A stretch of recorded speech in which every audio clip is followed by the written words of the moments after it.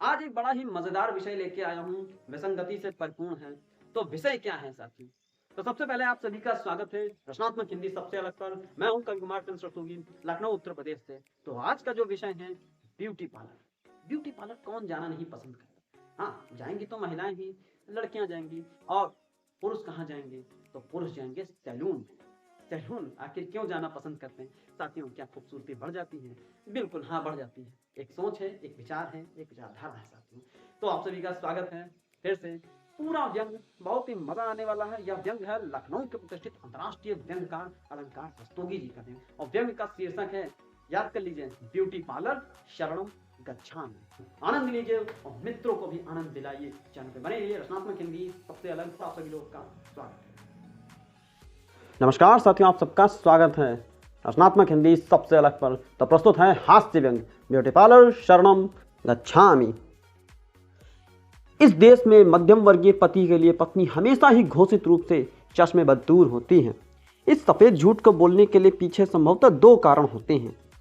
या तो पति के पास सच बोलने का साहस नहीं होता, या फिर सच बोलने के बाद उसे पत्नी की ओवरहालिंग करवाने के लिए ब्यूटी पार्लर ले जाने का बजट नहीं होता। दोनों ही परिस्थितियों में पति रूपी निरीह प्राणी के पास संतोष रूपी घुट्टी पीने के अलावा कोई और विकल्प नहीं होता है।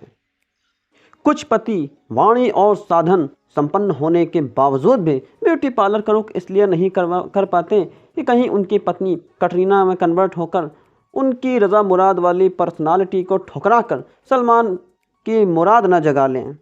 खैर, संशय के इस सागर में हमारे पड़ोस के शर्मा जी भी गोते लगाते हुए अब नजर आ रहे थे।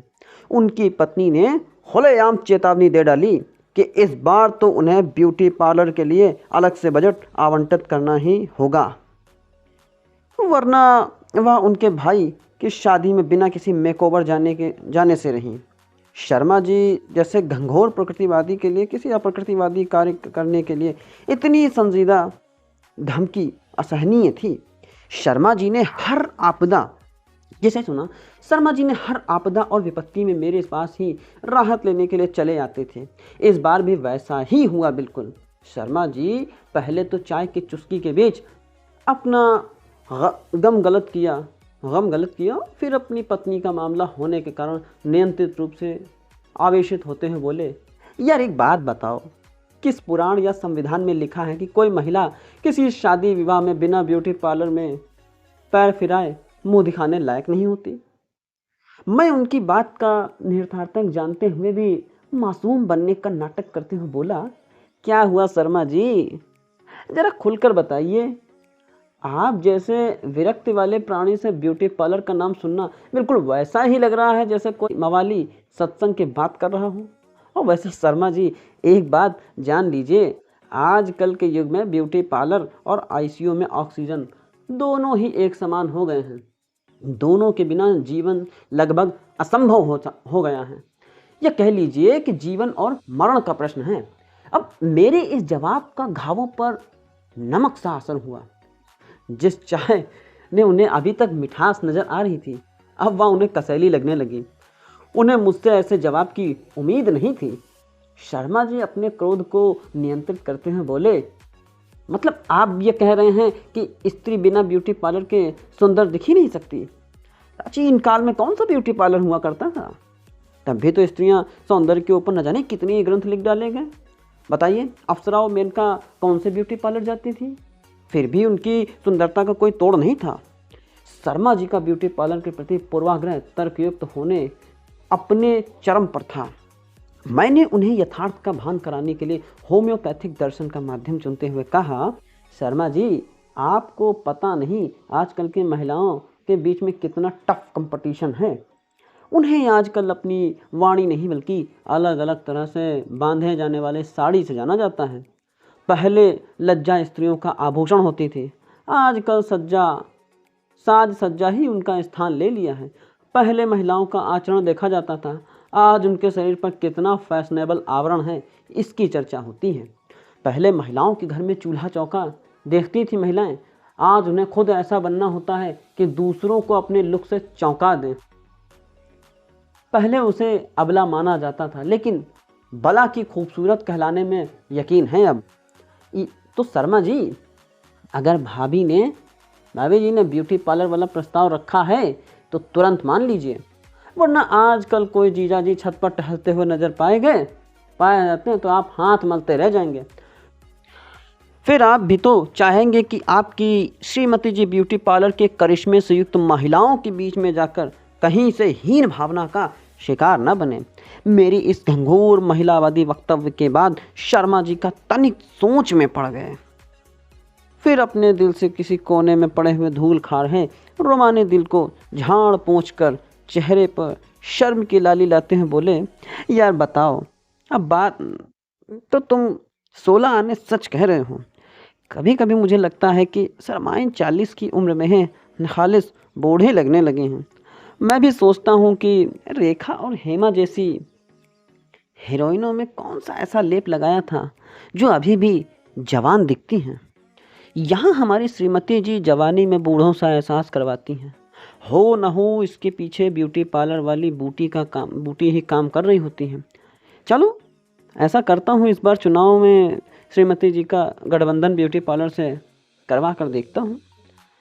वह बहुमत से फिर भी मेरे दोस्तों में अपनी सरकार बना पाती हैं या नहीं। लेकिन एक बात मुझे जरा आशंकित किए जा रही है, कहीं ब्यूटी पार्लर की सीमा में प्रवेश करते हुए मेरे घरेलू बजट की सीमा में अतिक्रमण ना हो जाए। तुम तो यार जानते ही हो कि मेरे जैसे सफ़ेद कमाई करने वालों बंदों के लिए बजट पर अतिक्रमण और दुश्मन के हमारी सीमा पर अतिक्रमण एक जैसी ही बात है। शर्मा जी आशंकित मन ने ब्यूटी पार्लर मेरे पहले अनुभव की याद दिला दी, जब मैं अपनी श्रीमती जी को ब्यूटी पार्लर छोड़ने के बाद उसके बिल देखने के लिए अपने दिल को मजबूत कर रहा था। यह तो कर्म था ऊपर वाले का कि मेरी श्रीमती जी ने ब्यूटी पार्लर के भव सागर में डुबकी लगाने के बजाय केवल उसका पानी छिड़क कर ही वापस, वरना मैंने भी एम्बुलेंस का नंबर पहले ही ढूंढ निकाला था। खैर अब मामला शर्मा जी जैसे न्यू कमर का था। उनके जैसे रंगरूट को मैंने दरिया में कूदने के लिए राजी तो कर लिया था, लेकिन इस बात का भी डर था कि कहीं वह डूब गए तो पाप मुझे ही लगेगा। मैंने अपनी काउंसलिंग का दूसरा सेशन शर्मा जी की पत्नी, जो ब्यूटी पार्लर जैसी मृग तृष्णा को पाने की लालसा रखी थी, के साथ एक बार शाम को चाय मैंने शर्माइन के साथ प्लान की। हुआ भी वैसा ही था जैसे मुझे अंदेशा था। शर्माइन ने चाय का कप के बाद मेरी तरफ खिसकाया। पहले शर्मा जी की शिकायत का पुलिंदा खोलते हुए कहा, देखिए भाई साहब, शर्मा जी तो आपके मित्र हैं, कुछ समझाइए इन्हें कि मोबाइल के जमाने में लैंडलाइन वाली मानसिकता छोड़ दें। मेरा जरा सा ब्यूटी पार्लर जाना इन्हें नगवारा गुजर रहा है। खुद बताइए कि अभी तो भाभी जी को हर महीने ब्यूटी पार्लर पर ले जाते हैं या नहीं? आप ले जाते हैं या नहीं ले जाते हैं, बताइए आप हमें। अब शर्माइन की आंखों में आक्रोश और स्त्री सशक्तिकरण का कॉम्बो पैक एकदम एक्टिवेट हो गया। मैंने उनके क्रोध की अग्नि पर सांत्वना के छींटे डालते हुए कहा, देखिए भाभी जी, आप बिल्कुल चिंता ना करें, मैंने शर्माइन के पुराने सिस्टम में नया सॉफ्टवेयर अपलोड कर दिया है। शर्मा जी में अपलोड कर दिया, चिंता ना करें। अब वह बिल्कुल लेटेस्ट वर्जन के मोबाइल की तरह सटासट आपकी उंगलियों पर चलेंगे या नाचेंगे। मैंने ब्यूटी पार्लर पर रचनात्मक योगदान का बोध करा दिया।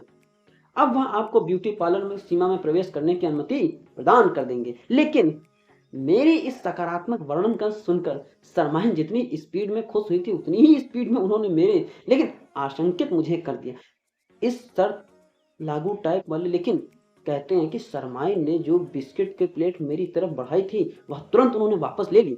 मैंने स्थिति तनावपूर्ण देखते हुए उसे नियंत्रित करने की कोशिश करते हुए कहा, नहीं भाभी जी, वैसी कोई बात नहीं है, जैसा आप समझ रहे हैं।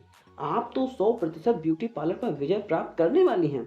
बस आपको करना इतना है कि अपना ब्यूटी पार्लर का बजट आपको EMI यानी आसान किस्तों पर करवाना है, क्योंकि आप तो जानती ही हैं कि मध्यम वर्ग में जिस तरह के ओवरहालिंग के बिना लोन किस्तें बनवाए नहीं हो पाती, उसी तरह यहाँ महिलाओं की भी अपनी ओवरहालिंग की किस्तें बनवानी पड़ेंगी। मेरे इस निहायती घटिया विचार को सुनकर भाभी जी ने गुस्से में रिलैक्स मूड में बदलते हैं बोली, आप शर्मा जी से कह दीजिए कि वह मेरी ओवरहालिंग के लिए बजट की चिंता बिल्कुल ना करें। मैंने घर के खर्चों से ही कटौती करके हर महीने ब्यूटी पार्लर का खर्च निकाल लिया है। और हाँ, एक बात और जरा खुद समझ लीजिए, और शर्मा जी समेत सभी मर्दों बता दीजिए कि वो हर महीने मुंह में पान और मसाला खाकर देश की सूरत बिगाड़ा करते हैं। उससे कम खर्चों में ही हम महिलाओं का ब्यूटी पार्लर में जाकर अपनी सूरत सुधार सकती हैं। साथियों, इसी के साथ व्यंग का अंत यहीं पे होता है। साथियों, रचनात्मक हिंदी सबसे अलग पर बने रहें। साथियों, चैनल को लाइक, सब्सक्राइब, शेयर और कमेंट अवश्य करें। वीडियो देखने के लिए आप सभी का धन्यवाद।